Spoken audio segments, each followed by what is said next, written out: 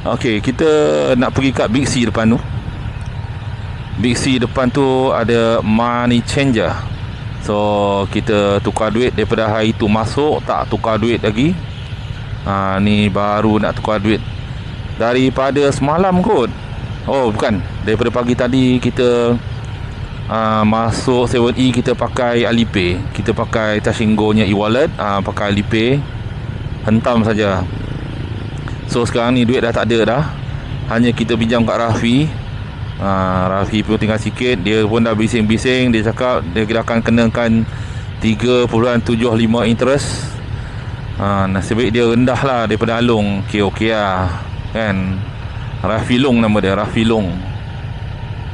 Kita dah sampai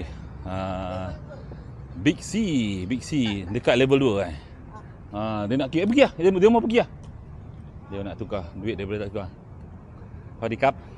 Nampaknya kita gagal untuk mencari money exchange kat sini. Dah cuba dah tadi dekat Big C tadi, tak ada. Lepas tu tengok kat Google pun dia kata money exchange tu ada. Rupanya tak ada, mungkin tutup agaknya kot. InsyaAllah ada rezeki kita dapat makan. Kalau tak ada rezeki, kita tengok langit, kita tidur sahaja.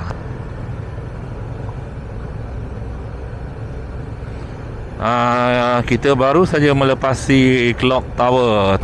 Bron sebelah kiri, seorang yang steady dengan GS dia.